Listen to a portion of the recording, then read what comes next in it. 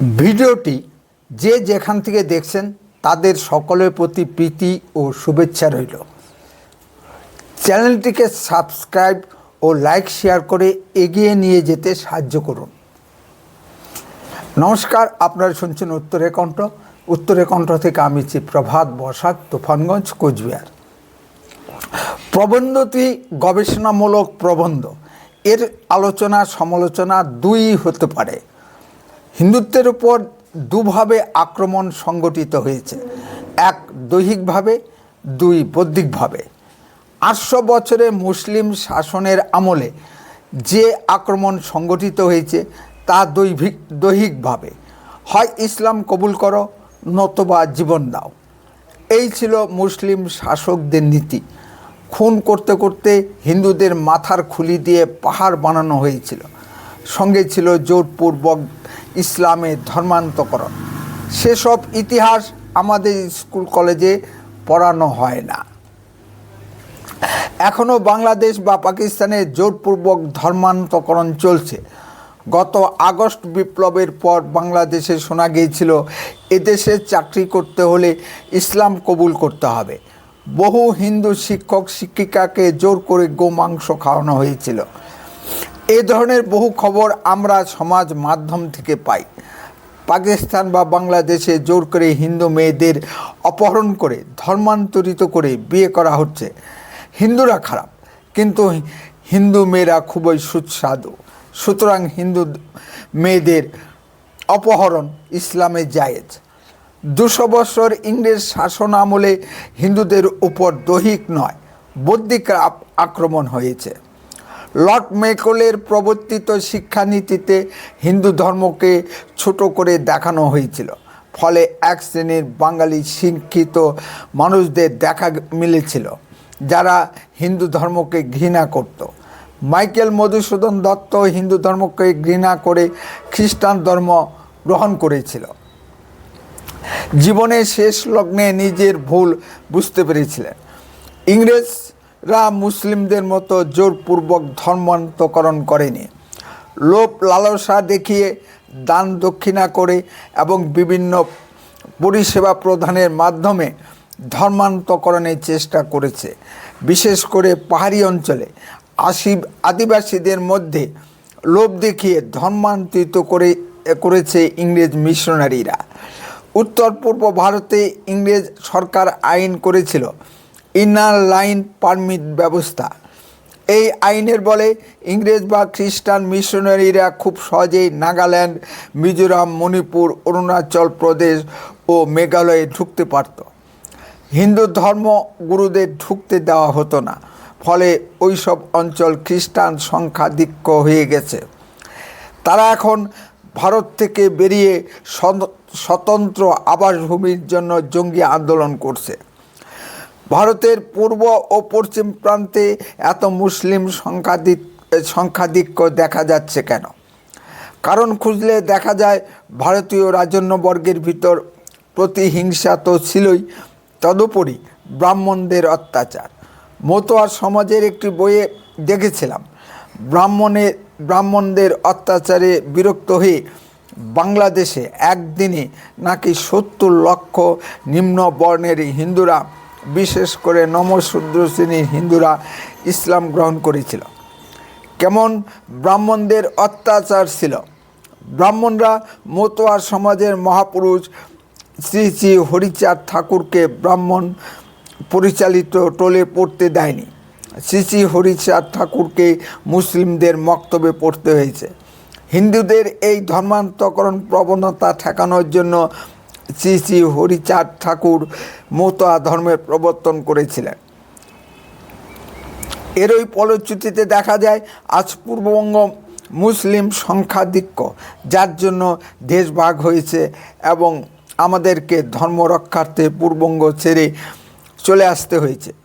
ভারতে এসেও কি আমাদের ধর্ম ঠিকমতো পালন করতে পারছি? স্বাধীন ভারতে হিন্দুত্বের উপর প্রথম বৌদ্ধিক আঘাত নিয়ে আসে পণ্ডিত জওহরলাল নেহরু। তার বিখ্যাত উক্তি, আমি মানসিকভাবে ইংরেজ, খাদ্যখানায় মুসলিম, কিন্তু হঠাৎ করে হিন্দু ঘরে জন্ম হয়েছে। তারপর বৌদ্ধিক আঘাত নিয়ে আসে বামপন্থী রাজনীতিবিদরা। বামপন্থীরা ধর্ম মানেন না, তারপরেও দুইখান কথা আছে। সিপিএম নেতা প্রয়াত সুভাষ চক্রবর্তীকে তারকেশ্বর মন্দিরে পূজা দিতে হয় রাতের অন্ধকারে লুকিয়ে, তারপরেও ধরা পড়লে সমালোচনার ঝড় বয়ে চলে। কিন্তু সিপিএম নেতা প্রয়াত রেজ্জাক মোল্লা ওপেনলি হজ ওমরাহ পালন করে আসেন, তাতে সমালোচনা হয় না। ঢাকার কমিউনিস্ট পার্টি অফিসের ভেতর মসজিদ আছে নামাজ পড়ার জন্য, এতে কমিউনিস্টরা আদর্শচ্যুত হয় না। এ ধরনের দ্বিচারিতায় ভরা এই উপমহাদেশের কমিউনিস্ট পার্টিগুলো। হিন্দুদের উপর আক্রমণ এখানেই থেমে থাকছে না। দিল্লির জেএনইউ বিশ্ববিদ্যালয় ও পৃথিবীর বিভিন্ন নামকরা বিশ্ববিদ্যালয়ের বাঙালি অধ্যাপকগণ ও খ্রিস্টান মিশনারিরা ভারতের বিভিন্ন আদিবাসী অঞ্চলে ঘুরে ঘুরে প্রচার করছে যে তোমরা হিন্দু নও, আদিবাসী সারনা ধর্মাবলম্বী। আবার পুরোহিতদের পুরোহিত ভাতা দিয়ে বলতে বলা হচ্ছে তোমরা হিন্দু নও, শুধুই পুরোহিত। মতোয়াদের বোঝানো হচ্ছে তোমরা হিন্দু নও, শুধুই মতোয়া ধর্মাবলম্বী। রামকৃষ্ণ মিশনের শিষ্যদের বোঝানো হচ্ছে তোমরা রামকৃষ্ণপন্থী, হিন্দু নও। উত্তরবঙ্গের রাজবংশী সমাজকে বোঝানো হচ্ছে তোমরা হিন্দু নও, শুধু রাজবংশী। এইভাবে হিন্দুত্বের উপর বৌদ্ধিক আক্রমণ দীর্ঘকাল ধরে চলেছে। এ কাজে মুসলিম ও খ্রিস্টান দেশগুলো থেকে কোটি কোটি টাকা বিনিয়োগ করা হচ্ছে। হিন্দুত্বের উপর এই আক্রমণ নতুন কিছু নয়। একসময় বৌদ্ধরা সারা ভারতবর্ষ জুড়ে হিন্দু ধর্মকে অবলুপ্ত করে দিয়ে বৌদ্ধ ধর্মের প্রাধান্য সৃষ্টি করেছিল। এর প্রমাণ রবীন্দ্রনাথ ঠাকুরের শ্রীমতী কবিতায় দেখা যায়। শঙ্করাচার্য এসে পুনরায় হিন্দুত্বের প্রাধান্য স্থাপন করেছিলেন। মধ্যযুগে ভারতবর্ষ জুড়ে ইসলামের প্রাধান্য দেখা যায়। বর্তমানে সারা পৃথিবী জুড়েই ইসলামের প্রাধান্য ক্ষুণ্ণ হচ্ছে। শিক্ষিত বুদ্ধিজীবী মুসলিমরা আর ইসলাম মানতে পারছেন না। দিকে দিকে ইসলাম ত্যাগের হিড়িক পড়ে গেছে, তার ঢেউ এই উপমহাদেশে এসে লেগেছে। বাংলাদেশে মুক্তমনা বুদ্ধিজীবী নাম দিয়ে বহু শিক্ষিত মুসলিমরা ইসলাম ত্যাগ করছে। মুসলিমরা তাদের খুন করেও শেষ করতে পারছে না। দিন দিন সংখ্যাটা বেড়েই চলছে।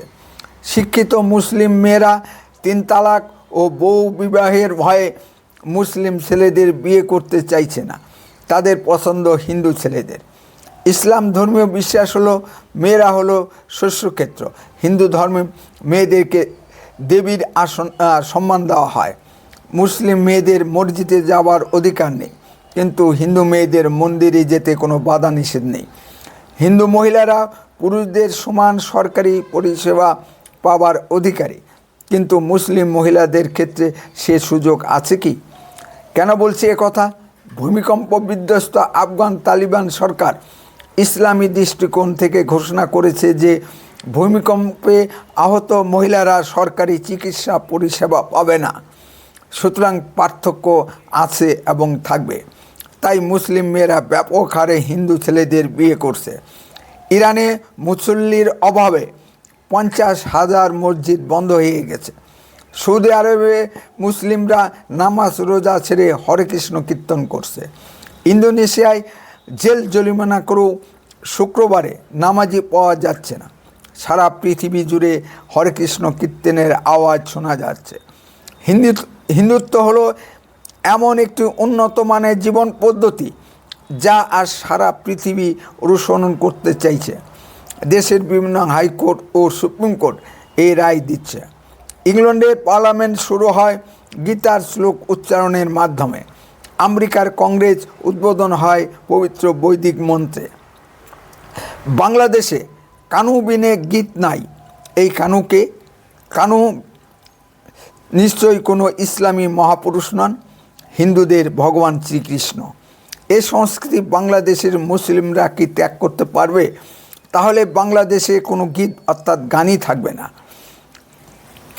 বাংলাদেশের ইসলামী হুজুর খেজুরদের বক্তব্য একটু মন দিয়ে শুনুন। কোনো উদাহরণ টানতে গেলে ইসলামী হুজুর খেজুররা রামায়ণ মহাভারত বা হিন্দুদের কোনো পৌরাণিক গ্রন্থ দিকে উদ্ধৃতি দেন। ইসলামী গ্রন্থ থেকে উদ্ধৃতি টানেন না। এর থেকেই বোঝা যায় ইসলামী গ্রন্থগুলো মানব জীবনের সব সমস্যার সমাধানের দিশা দেখাতে ব্যর্থ। জোর খাটিয়ে একটি সংস্কৃতিকে বেশি দিন চাপিয়ে রাখা যায় না। একদিন না একদিন তার আউটব্রাস্ট হবেই। হিন্দুদের নিশ্চিহ্ন করে আজ আফগানিস্তান বুঝছে কেন হিন্দুত্বের প্রয়োজন। তাই আফগানিস্তানে তালিবান সরকার তাদের দেশে মন্দির স্থাপনের জন্য ভারত সরকারের কাছে আবেদন করেছে। ইসলামের পিতৃভূমি সৌদি আরবে বাচ্চাদের নৈতিক শিক্ষা দেওয়ার জন্য রামায়ণ মহাভারতকে তাদের পাঠ্যক্রমে অন্তর্ভুক্ত করেছে। ইসলামী গ্রন্থগুলো আর সৌদি বাচ্চাদের নৈতিক শিক্ষা দিতে পারছে না। কাশ্মীরে হিন্দুরা অকথ্য নির্যাতন সহ্য করেও দেশ ত্যাগ করে দিল্লির রাস্তায় রাস্তায় থেকেছে, তবু জঙ্গি হয়নি। আর মুসলিমরা সকল প্রকার সুযোগ সুবিধা ভোগ করে জঙ্গি হয়ে গিয়েছে। সুতরাং পার্থক্য আছে এবং থাকবে। অবশ্য প্রশ্ন তুলতেই পারেন, হিন্দুদের সে ক্ষমতা আছে কি? হিন্দুত্বের উপর আক্রমণ যত প্রবল হচ্ছে, তার বিরুদ্ধে প্রতিরোধ আন্দোলনও তত প্রবল হচ্ছে। কলকাতায় 5 লক্ষ কণ্ঠে গীতা পাঠ একটি উদাহরণ হতে পারে। সর্বত্রই একটা হিন্দু জাগরণ লক্ষ্য করা যাচ্ছে। এর রাজনৈতিক ফসল ঘরে তুলছে বিজেপি। কুরুক্ষেত্র যুদ্ধ সংগঠিত হওয়ার কয়েক হাজার বছরের মধ্যে কোনো বিদেশি রাষ্ট্র বা শক্তি বা মরুদস্যুর দল ভারত আক্রমণ করতে সাহস পায়নি। উত্তরের কণ্ঠ সর্বদা বাস্তব ও সত্য কথা বলে।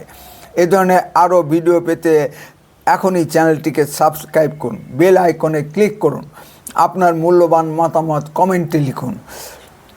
বন্দে মাতরম, ভারত মাতা কি জয়।